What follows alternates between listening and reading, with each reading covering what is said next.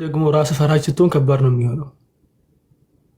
ራሳችን ያጠፋነው ነገር ላይ ቢስሚላህ አልሐምዱሊላህ ወሰላቱ ወሰላሙ ዐላ ረሱሊላህ ሰለላሁ ዐለይሂ ወሰለም። ስለ ነብዩ ጉዳይ ሰለላሁ ዐለይሂ ወሰለም የሚወራ ከሆነ የነብዩን ጉዳይ ይመስለኛል መጀመሪያ ጉዳዩን ያበላሸነው እኛው ሙስሊሙ ማህበረሰብ ነን። ምክንያቱም ይሆን አባባል አለ በኦሮሚፋ ማለት ነው። ነምኒ ጉያ ቦፋ አርግ ያልከንተ በደይሳ ይባላል። ቀን እባብ ያየ ሰው ማታ ላይ ገመድ ይሸሻል ይባላል። ቀን ላይ እባብ ያየ ሰው ማታ ሌሊት ሲሆን ገመድ ይሸሻል። ምክንያቱም ቀን ላይ ያየው ነገር እየመሰለው። አብዛኞቻችን ነብዩን ሰለላሁ ዐለይሂ ወሰለም ስለሳቸው ማውራት፣ እሳቸው ማወደስ፣ የሳቸውን ክብር መናገር፣ የሳቸው ሙዕጂዛዎችን መናገር፣ እሳቸውን አልቆ መግለጽ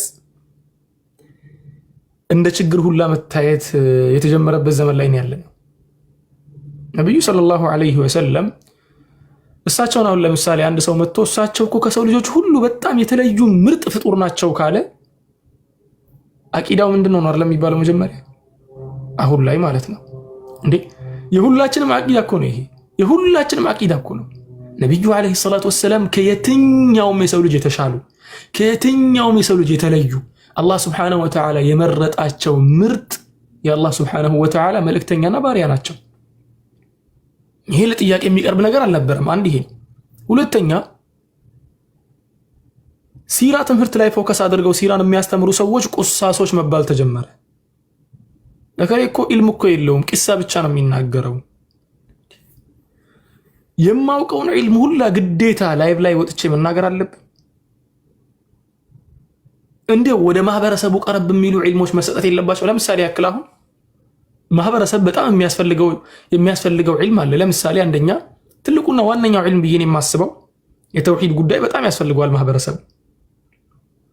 ልክ የተውሂድ ጉዳይ እንደሚያስፈልገው ሁላ ተውሂድ ብሎ ማለት እኮ አላህን ማወቅ አይደል? አሁን እኮ الأصول الثلاثة التي يجب على الإنسان معرفتها ብሎ አሁን ሼክ መሐመድ ኢብኑ አብዱል ወሃብ ለምሳሌ ኪታባቸው ላይ ሲናገሩ መጀመሪያ ላይ معرفة العبد ربه ነው ያሉት። አምላኩን አላህን በደንብ አድርጎ ማወቅ ተውሂድ ብሎ ማለት አላህን ማወቅ ነው። ሁለተኛ የመጣው ደግሞ ወነብየሁ ነው። ያው ዲነሁ ወነብየሁ ነው። ዲኑን ማወቅ ዲንህም ማወቅ ማለት የፊቅህ ጉዳይ ነው። ረበሁ የሚለው የተውሂድ ጉዳይ ነው፣ የአቂዳ ጉዳይ ነው። አስለ ዲን ስለሚባል አልአስል አልአክበር ማለት ነው። ከዚያ በኋላ ወዲነሁ ማለት ደግሞ የፊቅህ ጉዳይ ነው። ምንም እንኳን ወዲነሁ የሚለው ውስጥ አልአስል አልአክበር የአቂዳ ጉዳይ ቢገባም ወነብየሁ ነው የሚለው። ስለ ነብዩ ምንድነው የምናውቀው? ምንስ እያሳወቅን ነው ማህበረሰቡ? እስቲ አሁን እውነቱን እናውራ። እኔ አሁን ከትላልቅ የሀገራችን መሻይኾች መካከል ስለ ነብዩ ሰለላሁ ዐለይሂ ወሰለም ስራዬ ብሎ ቁጭ ብሎ እያስተማረ ያለ የማቀው አንድ ሼክ ነው እስካሁን ድረስ እኔ ማቀው። ልታቁት ይችላልላችሁ። እኔ ግን ማቀው አንድ ሼክ ነው ማቀው። ኡስወተን ሊልዓለሚን የሚለውን ኪታብ በየረመዳኑ የሚያስተምሩ ሼክ አሚን ኢብሮ የሙንዚርና አማር አባት እሳቸውን አውቃለሁ። እሳቸው ኡስወተን ሊልዓለሚን ብለው የሆነ ሙስተቂል የሆነ ነብዩ ሰለላሁ ዐለይሂ ወሰለም ማንነት የሚናገርን ኪታብ ነው የሚያስተምሩት። የነብዩ ሲራ እኮ ተበጥብጧል እኮ በጣም ትክክል ያልሆኑ ብዙ ሰቶች እኮ ገብተውበታል። ሰዎች በዚያ ስር ገብተው ነብዩን ሰለላሁ ዐለይሂ ወሰለም ሊነቅፉ የሚፈልጉበት እንትኖች አሉ፣ ዘገባዎች አሉ። እነኚህን ዘገባዎችን ደግሞ ያጠሩና ጽድት ያሉ ኪታቦች ደግሞ አሉ ስለ ነብዩ ሰለላሁ ዐለይሂ ወሰለም ታሪክ የሚያስቀምጡ። እነኚህን ኪታቦችን እንኳን ሜንሽን አድርገን ማህበረሰቡ እንዲማር ማነሳሳት ራሱ የተለመደ ነገር አይደለም። እኔ እንደሚመስለኝ ከሆነ ጡላብ العلم የዕልም ተማሪ የሚባለው አስተማሪ የሚባለው ስለ ነብዩ ማስተማርን ትቶ ሌት ተቀን ስለ አንድ ነገር ብቻ የሚያስተምር ስለሆነ ነገር ብቻ የሚያስተምር ከሆነ ማህበረሰቡ ነብዩን እየዘነጋቸው ይመጣል። ለምሳሌ ያክል አሁን መዲና በነበርኩበት ሰዓት የማስታውሰው ክስተት ነበር። እዚህ አውስትራሊያ መጥቼ ያን ነገር በበለጠ መልኩ ነው ያየሁት። እዚህ መዲና በነበርኩበት ሰዓት አንዳንድ ልጆች ቤተሰቦቻቸው እናት አባቶቻቸው ኢትዮጵያዊ ሆነው ልጆቻቸው ግን ወላ አማርኛ ወላ ኦሮሚፋ ወላ ትግርኛ ወላ ጉራግኛ ምንም ቋንቋ አይችሉም። አረብኛ ብቻ የሚናገሩት። እናት አባታቸው ደግሞ ኢትዮጵያዊ ናቸው። ያ ነገር ምንድነው ብዬ እንትን ብዬ ነበር፣ ገርሞኝ ነበር። ወደ ቤተሰቡ ቀረብ ብዬ ቤተሰቡን ሳይ ቤተሰቡ ራሱ የሚፈልገው አረብኛ ማውራት ነው። እናት አባቱ ራሱ የሚፈልጉት አረብኛ ማውራቱን ነው የሚፈልጉት። ያን ነገር አላስተማሩም፣ ለማስተማርም አልጣሩም። መልካም ክፋትም የለውም፣ ጥሩ ነገር ነው። እዚህ ሀገር ስመጣ ደግሞ ብዙ ልጆች ተቅሪበን 60% በለው ወይ ደግሞ 70% በለው አብዛኛው እዚህ ሀገር ተወልዶ ያደገ ልጅ አማርኛን ኦሮሚፋን ለማለት አሁን ለምሳሌ አብዛኛው ሜልቦርን ውስጥ ያሉት አሁን የኦሮሞ ኮሚኒቲ በጣም ሰፊ ነው። የሚገርምህ እዚህ ሀገር ተወልደው ያደጉት ኦሮሚፋን መናገር ይከብዳቸዋል በጣም። ምንድነው ብዬ ቀረብ ብዬ ያየው ያ ብቻ አይደለም፣ ኢትዮጵያንም አይወዱም። ውጭ ሀገር ላይ የተወለደ ሰው ማለት ነው። ለምንድነው የማይወደው ብለህ ስታይ እናት አባቱ አጠገቡ ቁጭ ብሎ ኢትዮጵያን ምንነቷን ተናግሮ አያውቅም። ስለ ኢትዮጵያ ሲናገር አንቋሾ ነው የሚናገረው። ያቺማ ጭቃ ብቻ ናት እኮ ያቺ ሀገር መሰለችህ እንዴ እያለ ይናገራል። ሀገርህን እየናክ እየተሳደብክ ልጅ እንዲያከብር ትፈልጋለህ? ቋንቋህን ከሀገር ቤት እኮ አልወጣም ብለህ እየናከው ልጅ እንዲናገር ትፈልጋለህ? የለም። ልክ እንደዚያው ነው። የነብዩን ሰለላሁ ዐለይሂ ወሰለም ታሪክን ሳታስተምር ማንነታቸውን ሳትናገር ምንድነው የምታደርገው ማለት ነው? የግድ ህዝቡ መጥቶ ነብዩ መውደድ አለበት። እንዴት አድርጎ ነው የሚወደው? ከባድ ነው የሚሆነው ማለት ነው። ተግባባን? ስለዚህ አሁን ያለው ነገር ምንድነው? ያለው ነገር ነብዩን ሰለላሁ ዐለይሂ ወሰለም ማህበረሰቡ እንዲወድ የሚፈለግ ከሆነ መጀመሪያ የነሱ ነብይ ማን ነው? ቁጭ አድርግላችሁ እስቲ ነብያችሁ እኮ እንዲህ ያለ ነብይ ነው። አሁን አንድ የሆነ የት እንደዋለና እንዳደረ ለራሱ የማያውቅ አንድ ግለሰብ ወጥቶ ስለ ነብዩ ሲናገር ነበር።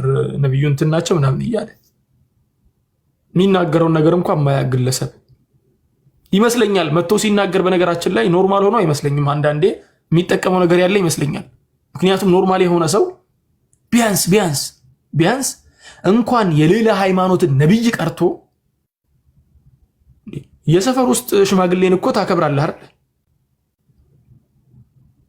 ዘመድህ ስለሆነ ምናምን እኮ አይደለም። በቃ ኢለር ስለሆነ ታላቅ ስለሆነ የምታከብረው። ይሄን ያክል መውረዱ ግን ኖርማል አይመስለኝም። እና ያ ግለሰብ ሲናገር እንዲያፍሩበት አደርጋቸዋለሁ ብሎ ነው ይዛተው። ያልገባው ነገር 10 ዓመት የሙስሊሙ ማህበረሰብ በነብዩ እንዲያፍር ተብሎ የሆነ ፕሮፓጋንዳ 10 ዓመት ቢሰራበት አንድ የሳቸው ታሪክ ብቻ ያን 10 ዓመት የተሰራውን ነገር ነስፍ ማድረግ ይችላል። ምክንያቱም ብዙ ውጭ ሀገር ላይ የምናውቃቸው ሰዎች የስዊድኑን እንትን ታውቃላችሁ፣ የፓርላማ አባል የነበረውን ኢስላም የግድ ከዚህ ሀገር መባረር አለበት በሚል ሪሰርች ሰርቶ ምን ብሎ አቅርቦ ነበር። ኢስላም በጣም ጎድቶናል፣ ሀገራችንን በጣም ስለጎዳ ከዚህ ሀገር መባረር አለበት ብሎ አቀረበ።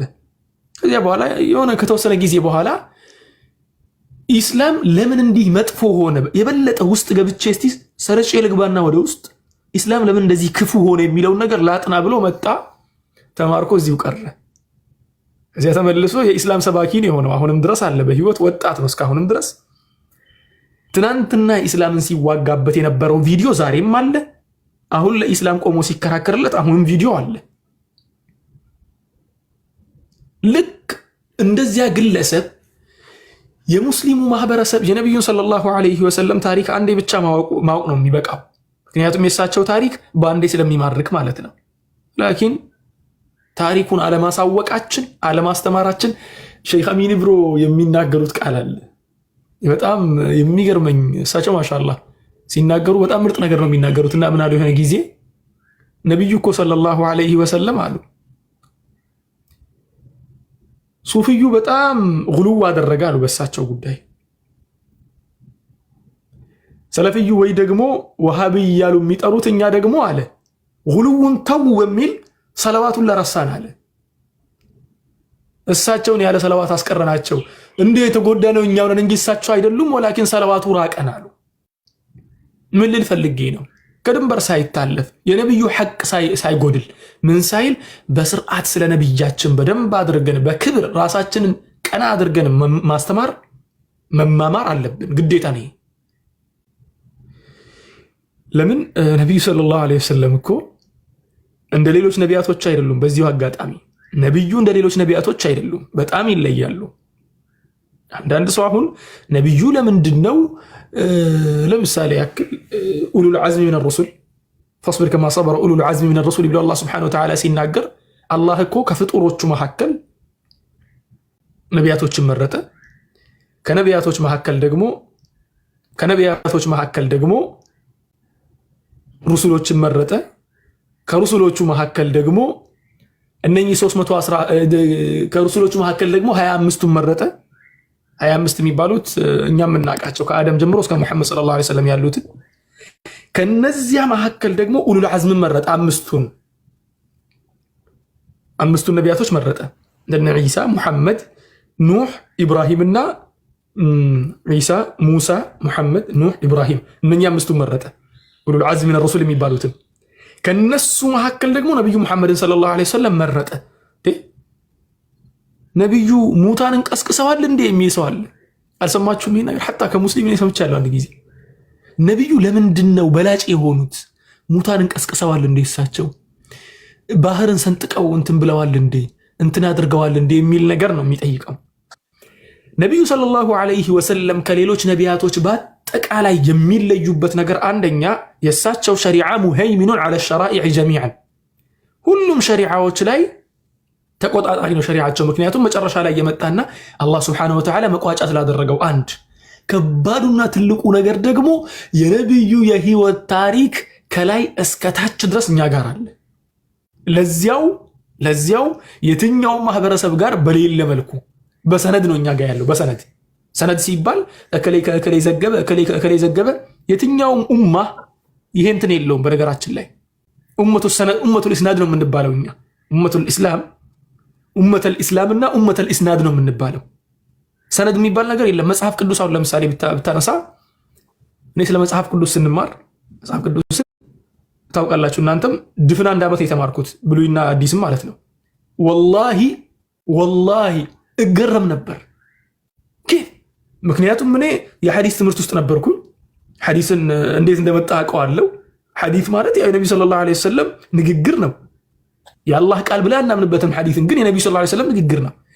ለነብዩ ሰለላሁ ዐለይሂ ወሰለም ንግግር የምንጠነቀቀውን ጥንቃቄ ስለማውቅ መጽሐፎች ጋር ያለውን ነገር ደግሞ ስመለከት የሆነ መጽሐፍ አለ።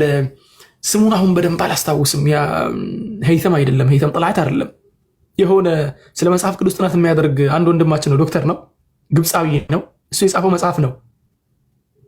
ቃኑን ኪታቡል ሙቀደስ ነው የሚለው፣ ካኖናይዜሽን ብሎ በእንግሊዝኛም ጽፎታል። ያንን መጽሐፍ አፈላልጌን ያገኘሁትና ሳነብ እኔ ወላሂ እስተግረብት ተገረምኩኝ። ምክንያቱም ኡመተል ኢስናድ የተባልንበት ምክንያት አለለክ።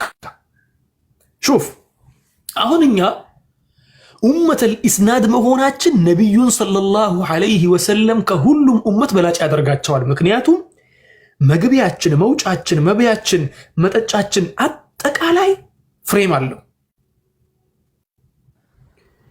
ወደ ክርስትናው ዓለም ስትመጣ አሁን ለምሳሌ እንደ እንትን ካየነው ኢየሱስ ክርስቶስ በመጽሐፍ ቅዱስ ላይ ማቴዎስ ወንጌል ነው እውቀቱ ስላላችሁ ታች ያላችሁት ኢብሮ ማቴዎስ ወንጌል ላይ ይመስለኛል ህግን ለመሻር ሳይሆን ልሞላን የመጣሁት የሚለው ልፈጽም ነው የመጣሁት የሚለው ማቴዎስ ወንጌል ላይ ይመስለኛል።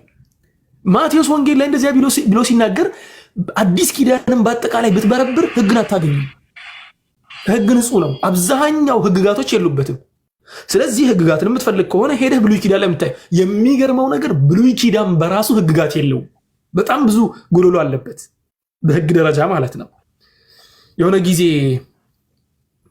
አንድ አይሁዳዊ የምታውቁት ከሆነ አላውቅም፣ ፀጉራቸው እንደሚያረዝሙት የለም ሙተደይኖቹ ማለት ነው። ሁለት ፀጉር ያላቸው፣ ሁለት ፀጉር ያለው ፂማም ነገር ነው። ሁለት ፀጉር ያለው ፂማም ነገር ነው። ወጥቶ ሲናገር እኔ ሙስሊም አይደለሁም ጂዊሽ ነኝ አለ። ጂዊሽ ነው ሰውየው። ከበፊትም ሃይማኖቱ ኤክስፐርት ነው፣ በጣም ሃይማኖቱን ያውቀዋል። ስለ እንትን ጉዳይ ስለ ህጎች ጉዳይ ይገርመኛል።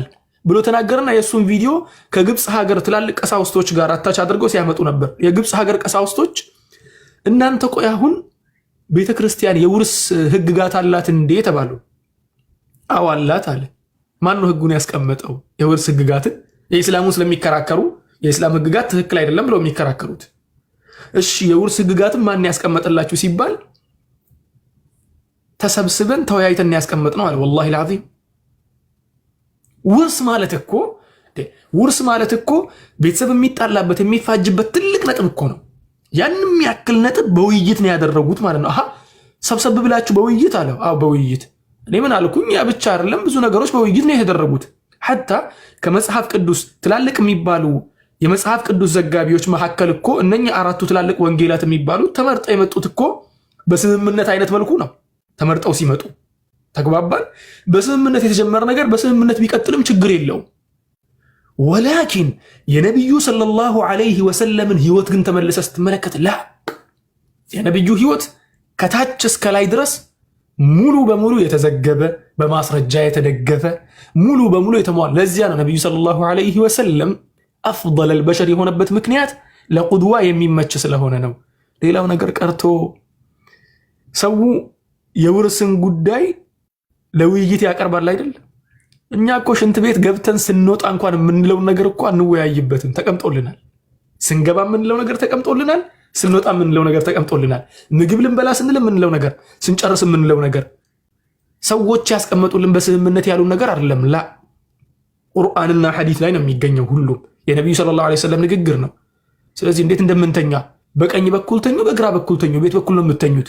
እጃችሁ እንዴት አድርጋችሁ ነው የምትተኙት? እግራችሁ እንዴት አድርጋችሁ? ይሄ ሁላ ዲቴይል ያለበት ህይወት ነው ሰለላሁ ዐለይሂ ወሰለም። ለዚያም ነው የነብዩ ሰለላሁ ዐለይሂ ወሰለም ህይወት መጠናት አለበት፣ መማር አለብን፣ በደንብ ማህበረሰቡንም ማሳወቅ አለብን። ነብይህ የምትኮራበት አንገትህን ቀና አድርገህ የምትሄድበት ነብይ እንጂ የምታፍርበት ነብይ አይደለም። ሁሉም ያውቃል ይሄን። በነገራችን ላይ ያለመሆን ሁሉም ያውቃል፣ ሁሉም ሙስሊም ያውቃል፣ አውቃለሁ። ሆኖም ግን ስለ ነብዩ መማር የሚባለውን ነገር ፕሮግራም አድርገን እንትን ማለት አለብን። እኔ በነገራችን ላይ እያሰብኩ ያለሁት አንድ ነጥብ አለ፣ ወደፊት እያሰብኩ ያለሁት ነጥብ አለ። አላህ ሱብሓነሁ ወተዓላ ካገራልኝ የእሳቸውን ታሪክ ማስተማር ምናምን የሚለውን ከረመዳን በኋላ ነው። ያው ረመዳን ውስጥ በጣም አሁን ከዚህ በኋላ አሽራ ዋኽር እየመጣ ነው። ሁላችንም ቢዚ የምንሆንባቸው ነገሮች ይኖራሉ ከዚህ በኋላ ሁላችንም አሽራ ዋኽር ሲመጣ። ከዚያ በኋላ ግን ኢንሻአላሁ ተዓላ ከአሽራ ዋኽር በኋላ የነብዩ ሰለላሁ ዐለይሂ ወሰለም ታሪክ መማማር የሚባለውን ነገር ብንጀምር መልካም ነው ብዬ ነው የማስበው። ሁላችንም የእሳቸውን ታሪክ መማርና ማስተማር ላይ ፎከስ ብናደርግ ብዬ ነው የማስበው። ጀዛከላሁ ኸይር ወንድማችን ንብራስ። ኢንሻአላህ ሐቢቢ ጀዛከላሁ ኸይርን። ደስ የሚል ሐሳብ ነበር የሰጠህን። ምናልባት አድ ለማድረግ አንድ ደቂቃ ያክል ደግሞ ተጨምርበትና ነብዩን አለይሂ ሰላቱ ወሰላም መውደድ የሚባለው ነገር በምንድን ነው የሚገለጸው? አሁን ለምሳሌ ነብዩን መውደድ ነው ተብሎ ልክ እንደ በኢትዮጵያ ሲቹዌሽን ስናወራ አሁን ለምሳሌ ቅድም ያነሳ ፖይንት አለች። ሰዎች ይሄ እኮ ነብዩን አለይሂ ሰላቱ ወሰላም ከሚገባቸው ደረጃ በላይ ከፍ ማድረግ ነው ብለው ልክ ኡስታዝ እንዳነሱት እንዴት ነው የሚገባቸውን ሰላት አለማድረግ እስከ ማስረሳት ደረጃ ተደርሷልና፣ ስለዚህ እሳቸውን መውደድ የሚባለው ነገር በምን አይነት ወይ ነው የሚገለጸው? አላህ Subhanahu Wa Ta'ala ቁል ኢን ኩንቱም ትሒቡነ አላህ ፈተቢዑኒ ዩህቢብኩሙላህ ሲል የአላህን ውዴታ ወደ አላህ Subhanahu Wa Ta'ala ውዴታ የሚወስደው የነብዩ አለይሂ ሰላቱ ወሰላም መንገድ መሆኑ ክሊርሊ ተቀምጧል። ስለዚህ ነብዩን መውደድ የሚባለው ነገርስ እንዴት ነው የሚገለጸው የሚለውን ፖይንትም ታነሳና እንጠቀላለን ኢንሻአላህ ተዓላ። ስለ ነብዩ ውዴታ ሲነሳ ጨርሰዋል خلاص። እኛ ብለናል እኮ ቅድም ማንን እንዴት መውደድ እንዳለብን፣ ማንን እንዴት መጥላት እንዳለብን። እከሌን ከወደድክ እንዴት ነው የምትሆነው፣ እከሌን ከጠላህ ደግሞ እንዴት ነው የምታደርገው። ለምሳሌ ያክል አሁን በአላህ ያላመኑ ሰዎችን አትውደዷቸው ሲለን አንዳንድ ሰው ገጀራ ይዘህ የምትሮጥ ነው የሚመስላቸው። ለአንደዛ አይደለም። ተቀምጦልናል። ላ የንሃኩሙላሁ ዐን ለዚነ ለም ዩቃቲሉኩም ፊዲን ወለም ዩኽሪጁኩም ሚን ዲያሪኩም አን ተበሩሁም ወተቅሲጡ ኢለይሂም ኢነላሀ ዩሒቡል ሙቅሲጢን።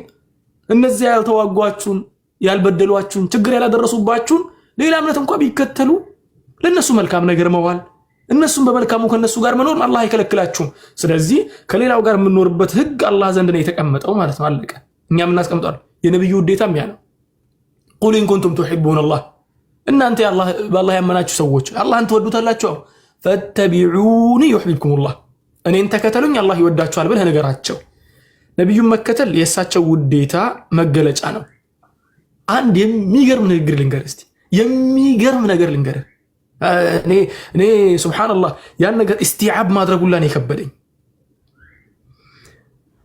ነብዩ ሰለላሁ ዐለይሂ ወሰለም እንወዳለን በሚል ሌት ተቀን በነሺዳ ጆሮአችንን የሚያደማ አንድ ግለሰብ የነብዩን ሐዲስ አልቀበልም ሲል ሰማሁ። የነብዩን ሐዲስ አልቀበልም፣ ሐዲስ የሚባል ነገር አልቀበልም። ነብዩን ደግሞ በጣም ይወዳቸዋል። ሲወዳቸው ብታይ ይንቀጠቀጣል። ከውዴታው ብዛት ነው የምልህ። ሐዲሳቸውን አይቀበልም። ኬፍ ሀዲ ይዑቀል። ሌላው ይቅር፣ እንዲው እኛ ራሳችን የምንወደውን ግለሰብ እኔ እኮ በጣም ወዳለው በጣም ወዳለው ያለ በጥፊ ማለት እንዴት ነው የሚታየው? ስታስበው ራሱ ሎጂካሊ ያስኬዳል? አያስኬድም። እኔ እኮ ከሌለ እኮ እወደዋለሁ። ታምነዋለህ? ኧረ ከራሴ በላይ አምነዋለሁ። እንዲህ እኮ ብለዋል። ኧረ እኔ እሱን አልቀበልም፣ ግን በጣም አምነዋለሁ። ምን ማለት ነው? የማትረዳው አይነት የሚጋጭ እንትን የሚያስኬዱ ወንድሞች አሉ። አሁን ቁርአንያ የሚባል አዲስ የመጣች እንትን ስላለች ነው። ነብዩን በጣም የሚወዱ ሐዲስን ግን የማይከተሉ ወንድሞች ስለመጡ ነው። አካሄዳቸውን ማስተካከል አለባቸው። ለማንኛውም ምላችሁ ፈልጌ ነው ነብዩን የምንወድበት ትልቁና ዋነኛው መንገድ እሳቸውን መከተል ነው። አንደኛ ነገር ህይወታችን፣ ሞታችን፣ አካሄዳችን በአጠቃላይ እሳቸው የሄዱት አይነት አካሄድ መሆን እንዳለበት መወሰንና ማድረግም ጭምር ነው። አንድ ይሄ ነው። ሁለተኛ ነገር ደግሞ እሳቸው ላይ ሰላዋት ማውረድን ማብዛት ከውዴታ መገለጫ አንዱ ነው።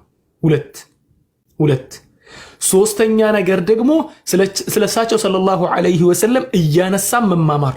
ስለሳቸው አንስቶ መማማር ዒባዳ ነው እንዴ? ነዓም ዒባዳ ነው። ምክንያቱም የእሳቸው ህይወት ሐዲስ ስለሆነ። ተግባባን?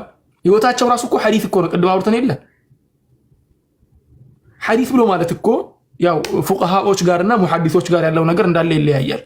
ወላኪን ማ ኑቂለ ሚን ነቢይላሂ ሰለላሁ ዐለይሂ ወሰለም ሚን ቀውልን አው ፊዕልን አው ሲፈትን ኸልቅየን ካነት አው ኹሉቅየን ነው የሚባለው። የተፈጥሮ ሁኔታ እንኳን የእሳቸው ሰለላሁ ዐለይሂ ወሰለም ሲዘገብ ሐዲስ ተብሎ የሚዘገበው። ስለዚህ የእሳቸውን ህይወት ስንናገር እሳቸው እንዲህ ኖረዋል እንዲህ ያደርገዋል ብለን ስንናገር ሙሉ በሙሉ እያወራን ያለነው ስለ ሐዲስ ጉዳይ ነው። ስለ አላህ ባሪያ ስለ አላህ መልእክተኛ ጉዳይ እያወራ። ስለዚህ ይሄ ዒባዳ መሆኑ በደንብ ተደርጎ ልብ ሊባል ይገባል። በደንብ ነብዩን ሰለላሁ ዐለይሂ ወሰለም የምንወድበት መንገድ እሳቸውን መከተል፣ እሳቸው ባሉት መንገድ አላህን መገዛት፣ እሳቸው ባሉት መንገድ መልካም ነገሮችን መስራት። ሁለተኛ ነገር ላይ ደግሞ ሰላዋትን በደንብ አድርገን ማብዛት። ሰላዋትን ማብዛት ደግሞ ነብዩ ሰለላሁ ዐለይሂ ወሰለም ሰሐቢዩ እሳቸው ጋር መጥቶ እኮ አንቱ የአላህ መልእክተኛ እኔ እኮ ከዱዓይ መካከል እኮ 1/3 ለእርሶ እኮ ነው የምሰጠዋል በደንብ እንደሚያደርግ ለመግለጽ ነበር። እሳቸው ሰለላሁ ዐለይሂ ወሰለም ጥሩ አድርገሃል፣ መልካም ነገር ነው ያደረከው፣ ብትጨምርም መልካም ነው አሉት። ግማሹ ላድርግሎታል፣ መልካም ነው ያደረከው፣ ብትጨምርም መልካም ነው። 2/3 ላድርግ፣ መልካም ነው ያደረከው፣ ብትጨምርም መልካም ነው። እንዲሁም ለራሴ ከዚህ በኋላ ጸሎት አላረግም ማለት خلاص ዱዓም አላረግም፣ እርሶ ላይ ብቻ ሰላዋት እያወረድኩ ዱዓዬን ጨርሳለሁ ሲል እሳቸው ሰለላሁ ዐለይሂ ወሰለም ኢዘን ትክፋ ህመክ ወይغፈር ለከ ዘንቡክ። ሰላዋት እኮ ጉፍራን ዘንብን ያመጣል ማለት እኮ ነው። ሹፍ ሀምን ያስኬዳል፣ ጉፍራን ዘንብን ያስኬዳል። አንዳንድ ሰው አሁን የእርሶን ስም መጥራት ይሄን ያስገኛል ምናምን ብሎ አንድ ሰው የሚያስተምር ከሆነ ለምሳሌ ሳንስ መጥራት ሲባል በሰላዋት መልኩ ነው። ሰላዋት እያነሱ የእሳቸው ስም ጠርቶ ሰላዋት ማንሳት። እሳቸው እኮ ሰለላሁ ዐለይሂ ወሰለም የአላህ ሰላም በእሳቸው ላይ ብሎ መናገር ለጉፍራን ዘንብ ምክንያት ይሆናል ካልካሁን የሆነ ፖይንት ይያዝብሃል። ላ ሐዲስ ላይ ያለ ጉዳይ እኮ ነው። ወይغፈር ለከ ዘንቡክ ኃጢአትህ ይማርልሃል ሰላዋት ስላወረድክ ብቻ። ስለዚህ ሰላዋትን ማውረድ መን ሰላ ዐለየ መረተን ሰለላሁ ዐለይሂ ቢሃ 10 ነው። ይሄን በደንብ አድርገን እንትንም በል። የእሳቸውን ጉዳይ መናገር ስል ደግሞ መማር ማስተማሩም እዚህ ውስጥ ነው የሚካተተው። እስቲ ኢንሻአላሁ ተዓላ የእሳቸውን ታሪክ ማውራት ስንጀምር ማስተማር ስንጀምር ጆይን ማድረግ የምትፈልጉ ወንድም እህቶች ካላችሁ በምልክት ታሳውቁናላችሁ ከስርም ኢንሻአላሁ ተዓላ። ባታሳውቁንም ችግር የለውም። እኔ ኢንሻአላሁ ተዓላ አላህ ካገራለኝና ጊዜ ካገኘው ጀምራለሁ። 2 ሰው መጥቶ ያዳምጥ፣ 3 ሰው መጥቶ ያዳምጥ። እነኚህ 3 ሰዎች ነብያቸውን በደንብ አድርገው ካወቁ አላህ ፊት ሄዶ ቀርቦ ምስክር የሚሆንልኝ እነኚህ 3 ሰዎች ናቸው። ቢኢዝኒላሂ ተዓላ ለአላህ ብዬ ማስተምር ከሆነ አላህ ሱብሓነሁ ወተዓላ ኢኽላሱን ይወፍቀን። ይሄን ነው የምለው ሐቢቢ። ማሻአላህ ማሻአላህ። የመጨረሻ ፖይንት ደግሞ ምናልባት አሁን ለምሳሌ ያው ውዴታ ሲገለጽ እንትን ነው አንዳንዴ ምንድነው ካፌ ወጣ ነው አይደለ ሆድ ያባውን ብቅል ያወጣዋል ይባል የለ ባበሽኛው ነብዩን አለይሂ ሰላቱ ወሰለም ልንሰጣቸው የሚገባው ቦታ ሲባል በጣም ጠቅሰዋል ፖይንቱንና ምንድነው ማለት የፈለኩት አንዳንዴ እኛ አሁን ለምሳሌ ባለንበት ዋቂ እውነት ነብዩን አለይሂ ሰላቱ ወሰለም ወደናቸዋል ብለህ ታስባለህ? ለምሳሌ ነብዩን አለይሂ ሰላቱ ወሰለም አይ ላቭ ዩ ብሎ መጥራት ነብዩን አለይሂ ሰላቱ ወሰለም መሐመድዬ ብሎ መጨፈር ይሄንን ፖይንት ያነሳውበት ለምንድነው አላህ Subhanahu Wa Ta'ala ቁርአን ውስጥ እያንዳንዱን ነቢያት ያ አደም ያ ኑህ ያ ኢብራሂም ያ ሙሳ እያለ ሁሉንም ጠርቷቸዋል አለይሂም ሰላም ሁሉንም ጠርቷቸዋልና ነብዩን አለይሂ ሰላቱ ወሰለም በትክክለኛ ስማቸው ያ መሐመድ ብሎ የጠራበት አንድ አያ የለም አንድም አያ ማለት ነው ያ አዩሃ ነብይ ያ አዩሃ ረሱል ያ አዩሃ ሙደፊር ያ አዩሃ ሙዘሚል እያለ ነው ሲጠራቸው የነበረውና ይሄ ነብዩን አለይሂ ሰላቱ ወሰለም ማውረድ አይሆንም ማርከስ አይሆንም ማለት ያ ሲባል አሁን ለምሳሌ እኛ ለሳቸው ያለንን ውዴታ ምን ገልጽበት ወይ ትክክል አይደለም የሚለውን ፖይንት ስለማስብ ነው ነብዩን አለይሂ ሰላቱ ወሰለም አላህ እንደዛ አክብሮ ከጠራቸው እኛ ማን ሆነን ነው መሐመድ እያልን የምንጨፍረው እና ይሄንን ነገርም ቢስተካከል የሚለው ፖይንት ላይ የምታነሳው ነገር ካለ ብጨምርበት ብዬ ነው ባረከላሁ ፊክ የሆነ መጽሐፍ ላይ ያነበብኩትን ነገር አስታወስከኝ አዲስ ምሳሌያዊ ነገሮች ነው የሚለው መጽሐፉ 120 ምናምንኛ ፔጅ ላይ ነበር ያነበብኩት መጀመሪያ መጽሐፉን ገዝቼ ከድሬዳዋ ገዝቼ ቤት ገባሁና ምሳሌያዊ ነገሮች ያነባለው በገለጥ ሳደርግ አላዋቂ ሳሚ ንፍጥ ይለቀልቃል ይላል አላዋቂ ሳሚ ንፍጥ ይለቀልቃል ያ ነገር በጣም ነበር ያሳቀኝ ሴቭ አረኳት ወዲያው እውነትም ነው አንድ ሰው መሳም ከፈለገ ለምሳሌ አንተ ልትስመኝ ፈልገሃል የምትስምበትን አሳሳሙን ካላወቅ የምታቅበት ነው የምትስመኛው መቼስ የምታቅበት መንገድ ነው የምትጠቀመው አይ ላቭ ዩ የሚለው ነገር ከዚህ አንግል ነው የሚታየው አይ ላቭ ዩን ብቻ የምታከሆነ በአይ ላቭ ዩ ነብዩ ሰለላሁ ዐለይሂ ወሰለም ወዴታቸው የምትገልጸው እሳቸው ግን አይ ላቭ ዩ ተብሎ የሚገለጹ አይነት ነብይ አይደሉም ሰለላሁ ዐለይሂ ወሰለም በራሳችን ሊብል መግለጽ የለብንም እሳቸው በእኛ ሊብል አይደለም እሳቸው እንዴ ሰሃቦች እኮ አይ ላቭ ዩ አላሏቸው ለማለት ራሱ ወላሂ ይከብዳል እሳቸውን ተው ውስጥ እሳቸውን ተው ቁርአንም የሚያስቀሩንን ሼኻችን ጋር ሄደን ሼኼ አይ ላቭ ዩ ይባላል አይባልም ሼም ነው والله እኔ ይከብደኛል ለራሴ አሁን ቁርአን ያስቀራኝ ሼህ ጋር ሄጄ ወይ ደግሞ ደውዬ ሄሎ ሼህ አብዱራህማን እንዴት ነው አይ ላቭ ዩ እሺ በመዝጋት በጣም ነው የሚከብደኝ ነብዩን ደግሞ አስብ አለይሂ ሰላቱ ወሰለም ሰሃቦች ምን እንደሚሉ ታውቃለህ እኔ ከሰሃቦች በጣም የሚገርመኝ ነገር አነስ ኢብኑ ማሊክ ረዲየላሁ ዐንሁ የሳቸው ኻዲም ነበር አይደል ወላሂ ይላል አንድ ቀን በሙሉ አይኔ ነብዩን አይቻላቅ ያ اخي በሙሉ አይናቸው ከሰሃቦች መካከል እኮ ነብዩን ወስፍ አድርጉልን ሲባሉ ወስም ማያደርጉ ሰሃቦች እኮ ነበሩ አያቁም ለምንድነው ማያቁት በሙሉ አይናቸው አይተው አያቁም ነብዩን ሰለላሁ ዐለይሂ ወሰለም ነብዩን ስላላዩት በስርዓት ስላላዩት እሳቸው ጋር እኮ ሲቀመጡ ሁሉም እኮ አቅርቅሮ ነው ወይ ደግሞ ቀና ብለው አይናቸውን እኮ ያውቃል ማንነታቸው እኛ ባለማወቃችን አይ ላቭ ዩ ያለው የኔ ፍቅር ያለው ተው ሌላ ቦታ የሚባለው እዚያው የሚባልበት ቢቀር ነው የሚሻለው እሳቸው ጋር አይምጣ እሳቸውን የሚገባቸው ሰለላሁ ዐለይሂ ወሰለም እንወዶታለን የሚለው በነገራችን ላይ እንወዶታለን የሚለው ነገር በደንብ ይገልጻል ብዬ ነው የማስበው ውዴታና ፍቅርም ይለያያልና ነብዩን አሁን የኔ ፍቅር ምናምን ብሎ መናገር አይከብድም አይሰቀጥጥም ለጆሮ ራሱ እኔ ይከብደኛል ለራሴ አይባልም እሳቸው ውዳችን ናቸው በጣም የምንወዳቸው ولكن ነብዩን ሰለላሁ ዐለይሂ ወሰለም መተክ በጣም ከባድ ነው ለኡስታዝህ የማታደርገውን ነገር ለነብዩ ስትመኝ ደግሞ ይከብዳል ሜይቢ እነኚህ ወንድሞቼ እኔ ለሁስን الظن እነኚህ ወንድሞቼ ይሄን ነገር ያሉበት ምክንያት ፍቅራቸውን ለመግለጽ ነው ብዬ እስቲ ልውሰደው ስራው ጋር የቱ ጋር ያለ ነው እንኩንቱም تحبون الله فاتبعوني يحببكم الله ብለናል ቅድም ራሳችንን መፈተሽ አለብና ከዚያም አንፃር እዚህ ጋር ነብዩን እንወዶታለን ስላለን ብቻ እንወዳቸዋለን ማለት አይደለም። ለመውደድ እኮ ማንም ሰው እንወድሃለን ማለት ይችላል። ነብዩ ሰለላሁ ዐለይሂ ወሰለም ሙናፊቆችም እኮ ይወዷቸው ነበር ባፋቸው ነው አይደለም? በነብዩ ጊዜ እኮ ሙናፊቆች እኮ ነብዩ ጋር መጥተው መልካም ንግግር እየተናገሩ በጣም ማር የሆነ ንግግር እየተናገሩ ከሳቸው ዘወር ሲሉ ደግሞ መጥፎ ነገሮችን ይናገሩ ነበር። ቁል አቢላሂ ወአያቲሂ ወረሱሊሂ ኩንቱም ተስተህዚኡን የተባሉት እኮ ሙናፊቆች ነበሩ። ከዚያ በኋላ ተወብተዋል። ያ አያ የወረደበት ግለሰብ ሰሐቢ ረዲየላሁ ዐንሁ። እነዚያ ሙናፊቆች የነበሩ ስብስቦች እኮ ኡሁድ ላይ ራሱ እኮ ከሙስሊሙ ጋር ነበር ለዘመቻ የወጡት። እነኛ ሁላ ነብዩ ጋር ሲሆኑ እንወዶታለን ይሉ ነበር። ወደ ተግባር ሲመጣ ግን ኡሁድ ላይ ፈርተው ተመለሱ። እኔና አንተ ነብዩን ሰለላሁ ዐለይሂ ወሰለም እንወዶታለን እያልን የእሳቸውን ታሪክ መማር ጋር ስንመጣ የምንመለስ ከሆነ የእሳቸውን ንግግር መተግበሩ ላይ የምንመለስ ከሆነ እንዲህ ነገሮችን የምንቆራረጥ ከሆነ ጎዶሎ ውዴታ ናት ማለት ነው። ጎዶሎ ውዴታ ነው እንጂ ሙሉ ውዴታ አይደለም ብዬ ነው የማስበው። ትክክል አይደለም። አሁን እንዳልከው ደግሞ እነኝን ቃላቶችን መጠቀም ደግሞ የነብዩን ክብር ካወረደ እንጂ አበደን የነብዩን ክብር ከፍ ያደርጋል ብዬ አላስብም። ለኡስታዜ ማልጠቀመውን አይላቪዩን የሆነ ጊዜ ማስታውሰው ኑር ሁሴን አይላቪዩ የሚልም ሰምተናል። የሆነ ጊዜ ላይ ኑር ሁሴን አይላቪዩ የሚል መንዙማም ሰምተናል።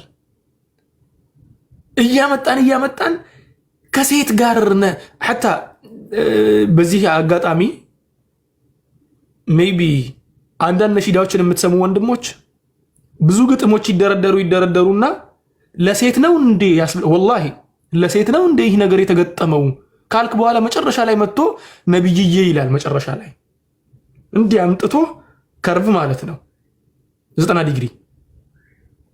ያ ነገር ትልቅ ስህተት ነው። ይህንን ስላችሁ ደግሞ በተለያዩ ቋንቋዎች እየተሰሩ ያሉት ነሺዳዎችን እየተከታተልኩ ነው እያሉ አሁን መድህ አስመስለው ተፈኑን እያደረጉ ያሉት በእንትን ላይ ነው። በቃ ሴት ማስመሰል ነብዩን ራሱ አለይሂ ሰላቱ ወሰለም የሴት ፍቅር ወደ ማስመሰል ነው እየሄዱ ያሉት። ይሄ ትክክል አይደለም። ከሳቸው ውዴታ ጋር ማቻ አያደርግም። የሳቸው ውዴታ የጣዓ ውዴታ ነው። ቃላቸውን የመተግበር እሳቸውን የመስማት ከሳቸው ጋር ጀነት ውስጥ ለመቀስቀስ ፍላጎት የማድረግ ጉዳይ ነው። ስለዚህ ነገር መስተካከል አለበት ብዬ ነው የማስበው። እነኚህ ወንድሞቻችን ተሳስታችሁ ሊሆን ይችላል እስከዛሬ ድረስ ነብዩን ሰለላሁ ዐለይሂ ወሰለም እናሞግሳለን በሚል ይሄንን ያክል የሄዳችሁት። ከዚህ በኋላ ግን ይስተካከል። አግባብም አይደለም ነብዩን አይላቪዩ ማለትም ነብዩን እንደ ሴት ልጅ ፍቅር ገልጾ ከዚያ በኋላ አለይከ ሰላቱ ወሰላም ብሎ መቀጠሉ ትክክል አይደለም፣ አግባብ አይደለም። እንትን የሚባል ነገር አለ። ትሬንድን ለመሳብ የምትፈልግ ከሆነ ሰዎችን ሰርፕራይዝ ማድረግ አለብህ። የሆነ ያልተጠበቀ ነገር ታመጣና ታፈነደዋለህ መጨረሻ ላይ። ነብዩ ደግሞ ለትሬንድ አይመቹም። እሳቸው ነብይ ናቸው፣ ነብያችን ናቸው፣ የምናከብራቸው ናቸው። ለትሬንድ የምንጠቀማቸው ነብይ አይደሉም። ይሄ ሊታወቅ ይገባል። በዚህ ጉዳይ ላይ የሚሰሩ ወንድም እህቶች መስተካከል ያለበት ነገር አለ። ይሄን ነገር ያስተካክሉ። በዚሁ አጋጣሚ ደግሞ የነብዩን ፍቅር መግለጽ በሚል ክላሲካል ሐላል እየሆነ ነው። ብዙ ነገሮች ሐላል እየሆኑ ነው። እነሱን ደግሞ ሸሪዓዊ ሁክሞቹን ደግሞ ተመልሶ ማየቱ የተሻለ ነው የሚሆነው፣ ይበጃል ብዬ ነው የማስበው። አላህ ኸይር ያድርገው። ባረከላሁ ፊክ ሐቢቢ ወላሂ ደስ ይላል። ስለዚህ ነብዩን አለይሂ ሰላቱ ወሰላም ለመውደድ መጀመሪያ ማወቅ አለብን፣ ሲራቸውን እንከተል። ከዛ በኋላ የነብዩ አለይሂ ሰላቱ ወሰላም የህይወት ኑሯቸውን እሱንም እንከተላቸው። አላህ Subhanahu Wa Ta'ala ነብዩን በጣም ያላቀባቸው የቁርአን አያዎች አሉ አይደለ? ወኢነከ ለዐላ ኹሉቂን ዐዚም ሲላቸው በቃ ምንድነው ፐርፌክሽን ነው አይደለ? ፐርፌክሽን ነው እኮ። ለዛም ነው ነብዩ አለይሂ ሰላቱ ወሰለም ኢነማ በይት ሊዩተሚመ መካሪመል አኽላቅ ብለው እሳቸውም ደግሞ ከታች ሰብሚሽን የሰጡበት የመጀመሪያው ፐርፌክሽን ከአላህ Subhanahu Wa Ta'ala መጥቶ ከዛ ነብዩ አለይሂ ሰላቱ ወሰለም ደግሞ ከታች ደግመውበት ሆኖ ሳለ እኛ ደግሞ እሳቸውን የምንወስፍበት እኛ የምንገኝበት የምንውልበት ቦታ የእሳቸውን መውደድና መከተል አይወክልምና ስለዚህ ነብዩን አለይሂ ሰላቱ ወሰላም እንወቃቸው እንወደዳቸው ነው ማለት የምፈልገው። ኡስታዙና ሙአዝ ለአላህ ብዬ ወድሃለሁኝ። ይብሮ አንተም በጣም ለአላህ ብዬ ወድሃለሁ። ጀዛኩሙላሁ ኸይረን። ደስ የሚል ቆይታ ነበረን። ኢንሻአላህ እንደዚህ ስትገቡ አንድ ነገር ልጨምር፣ መጨረሻ ላይ እንረብሻለን። አንድ ነገር ልጨምርና መርሐባ ወንድሜ ንብራስ እስቲ የሆነ ነገር ምሳሌ ላንሳለህ እስቲ በጣም የምትወዳቸው ጓደኞች አሉክ እነኚህ የምትወዳቸውን ጓደኞችህን ስታወራቸው ማለት ነው እንዴት ነሽ ጀለስ ሰላም ነሽ ምናምን ብለህ ታወራቸዋለህ አባትህን ሰው በተሰበሰበበት እንዴት ነሽ ጀለስ ብትላቸው እንዴት ነው አባትህን ያ አላህ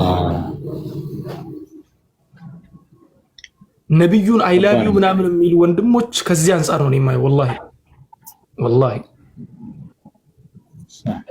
ከዚህ አንፃር ነው የሚታየኝ ለሴት የተገጠሙ ግጥሞችን እያመጡ ነብዩ ላይ የሚተገብሩ ወንድሞችን ከዚህ አንፃር ነው የማየው ልክ ወላጅ አባትህን የምታከብራቸውን አንቱ ብለህ ራሱ እኮ ለማውራት ራሱ የሚከብድ አይነት እንትን እኮ ነው እሳቸውን ወይ ደግሞ ትልቅ ሼክ የምታከብራቸው በጣም የምትወዳቸው ሼክ ሰው መሃል እንዴት ነሽ ጀለስ ካልካቸው ምንድነው ስትባል አይ ውዴታዬን ለመግለጽ እኮ ነው ይመስላል ስታስበው አይመስልም ማቻ ያደርግም በቃ የሆኑ ቃላቶች ለሆኑ ሰዎች የተወሰኑ ናቸው የነብዩ ሰለላሁ ዐለይሂ ወሰለም ፍቅር ሲገለጽ ከነ ክብር ነው የሚገለጽ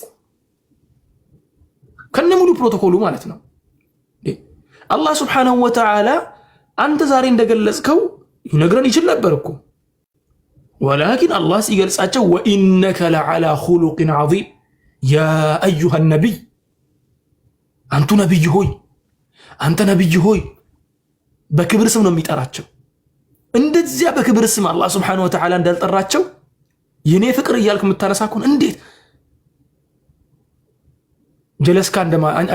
ጀለሴ እንዴት ነሽ እንደማለት ነው ቅድም ያነሳው ምሳሌው እንዳጋጣሚ ሁሉ ብሎኝ ነው አባትህን ምታከብረውን ምትወደውን ምትሳሳለትን ሰው ፊት አንቱ ብለህ ማጠግባቸውን አባትህን ሰው ፊት እንዴት ነሽ ጀለስ እንደማለት ነው ነብዩን የኔ ፍቅር የኔ ምን ይያሉ ሚዲያ ላይ ማውራት ትልቅ ስህተት ነው ብዬ ነው ማስበው እነኚህ ወንድሞች እስካሁን ድረስ ባለማወቅ ሄደውበት ሊሆን ይችላል እንዴ ምን ችግር አለ ፍቅሬን ለመግለጽ ላ የሚገለጽ አላዋቂ ሳሚ መሆን ጥሩ አይደለም ምትወዳቸው ከሆነ በንፍጥ መለቅለቁ መልካም አይደለምና ተወው ያንን የሳቸውን ታሪክ ተማር አሁን ለምሳሌ ነሺዳ ሲወጣ እኔ ይሄን ነገር መናገር የጀመርኩት ዛሬ አይደለም ብዙ ወንድሞች ያውቃሉ ከዛሬ 2 ዓመት 3 ዓመት በፊት ስናገር ነበር ወንድሞች ነሺዳ ስታወጡ ነብዩ አይናቸው ተኩሏል እያላችሁ አደጋግሙ ስለ አይናቸው ኩል አይደለም ለመናገር የመጡት ሰለላሁ ዐለይሂ ወሰለም እሳቸው ዲን ይዘው ነው የመጡት እሳቸው እኮ እንዴ ስለ ሜካፕ አይደለም እኮ ያስተማሩት ስለ አይኑ ኩል ሁሌ አይናቸው ተኩሎ ተው ያንን ችግር የለው አንድ ያንስታል አይደል በቃ ይበቃል ከዚያ በኋላ ግን እሳቸው ሊያስተምሩት የመጡት ትልቅ አንኳር እንትን አለ ሁሌ እንትን ይወድሃል የሚባል ሲስተም አለ አይደል እከሌ ይወድሃል ምንም ከዚያ ውጭ ያለው ነገር አይነገርም ምንም ዲቴል ውስጥ አትገባም ግን ይወድሃል ያ አይነት አካሄድ ነው የመጣው ያ ደግሞ ትልቅ ስህተት ነው ታሪክ ልናገር ቢል እንኳን የሚናገር ነገር በደንብ አድርጎ ማምጣት ያልቻለ ሰው በእንዲህ አይነት ነገሮች በድፍን መጨረስ ይችላል አንተ ግን ብዙ የምታወራው ታሪክ አለክ ስለ ነብዩ ልናገር ብትል 100,000 የሚነገሩ ነገሮች አሉ ልክ ታሪክ የሌላቸው ይመስል አይናቸው ተኩሎ 10 ጊዜ ትክክል አይደለም የትልቅ ስህተት ነው ስለሳቸው መናገር ትፈልጋለህ ናም የሰሩትን ዒባዳ ተናገር ስነ ምግባራቸውን ተናገር ምክንያቱም እኛ የምንፈልገው ፍጥረታቸው እኮ የሳቸው ተኩሎ መወለድ ፍጥረታቸው የሳቸው ጊፍት አላህ የሰጣቸው ነው አንድ የተናገር ካርለ ማሻአላህ እሳቸውን ገለጽካቸው ከዚያ በኋላ ግን እኔ ከሳቸው የምማረው ስለ አይኑ ጉዳይ ስለ ምንም ጉዳይ አይደለም ላ ስለ ተግባራቸው ከሳቸው የምማረው እሳቸው የሰሩትን ከሰው ጋር የተናኖሩበትን ያደረጉትን ያዘዙትን የከለከሉትን ነው የምማረው ወደ ነሺዳው ዓለም ስትመጣ ደግሞ ምንም አታገኙም አብዛኛው ስለ ነብዩ የሚናገረው ስለ ውበት ብቻ ነው ውበታቸውን መግለጽ ችግር የለውም ማሻአላህ እንኳንም ገለጽ ካንዴ 10 ግን 10 ነሺዳ ላይ 10 ውበት ብቻ የምትናገር ከሆነ እሳቸው ዓላማ የላቸውም እንዴ ከውበት ውጭ የተላኩለት ነገር የለም እንዴ ወማ አርሰላከ ኢላ ረሕመተን ሊልዓለሚን ነው ረሕመቱን ታዲያ እንዴት ገለጽከው በአይን ኩል ብቻ ረሕመት ይገለጻል በቁመና ብቻ ረሕመት ይገለጻል ላ ተግባራቸው ተነግሮ ረሕመት የሚገለጸው ያ ነገር ሊታሰብበት ይገባል። በነሺዳው ዓለም ውስጥ ያሉ ወንድሞች የክላሲካል ነገር 10 ተናግሬያለሁ። ኺላፍ አለበት እያሉ የሚያነሱ ወንድሞች አሉ። ኺላፍ የለበትም። አጅመዐ አልዑለማኡ ቀዲመን ወሐዲሰን እስከ 13ኛው የኢስላም ክፍለ ዘመን ድረስ የኢስላም ክፍለ ዘመን ነው እያልኩ ያለሁት እስከ 4ኛው ክፍለ ዘመን ድረስ ሲጀመር በዚህ መልኩ መጨፈር አይታወቅም ነበር። ከ4ኛው ክፍለ ዘመን ነበር የጀመረው ኢጅማዑ። ينقلون الإجماع حتى إمام النووي نقل أدرقوال إجماعا مالتنا كلاسيكال من بالنا قربات عليه محرم እንደሆነ እያለ እስከ መጨረሻ ድረስ እስካሁን ድረስ ኢጅማዑ ነቅል ተደርጓል። ስለዚህ ወንድሞች ትክክል አይደለም። ስለ ነብዩ ምናወራ ከሆነ ውበቱን ተናግረዋል አይደል? አንድ ጊዜ ማሻአላህ በቂ ነው። ከዚያ በኋላ ግን ከውበቱ ወጣ ያሉ ነገሮችን ንገሩ። ስለሳቸው መልካም ስነ ምግባር፣ ስለሳቸው ዒባዳ፣ ስለሳቸው ቻይነት፣ ስለሳቸው ረህመት ከሌላ እምነት ተከታዮች ጋር እንዴት ይኖሩ እንደነበር ከዚያ ነው ሰው የሚጠቀመው። ይሄ ነው ያለው። አላህ ይጠብቃችሁ ሁላችሁንም። ቅድም ያልኩትን ነጥብ ግን እንዳትረሱ ፕሊስ። ነብዩን ሰለላሁ ዐለይሂ ወሰለም ስናነሳ በክብር መልኩ ነው ማንሳት ያለብን እንጂ በጓደኛ መልኩ መቀራረብ አይደለም። ይሄ ስርዓት ማጣት ነው የሚባለው። ጓደኛህን እንደምትጠራው አባትህን መጥራት ስርዓት አልበኝነት ነው። ጓደኛህን እንደምትጠራው ፍቅረኛህን እንደምትጠራው ነብዩን መጥራት ደግሞ ስርዓት አልበኝነት ነው። እያወቅህ ያን ነገር የምታደርግ ከሆነ ግን አላህ ፊት ልትጠየቅበትም ትችላለህ። ነይተህ የምታደርገው ከሆነ ይሄ ነገር ሊታወቅ ይገባል። ወላሁ አዕለም ወሰለላሁ ወሰለም ዐላ ነቢይና ሙሐመድ። የክላስ ሰዓትም ደርሷል አሁን። አብሽር ጀዛከላህ ኸይር ሙአዚ አላህ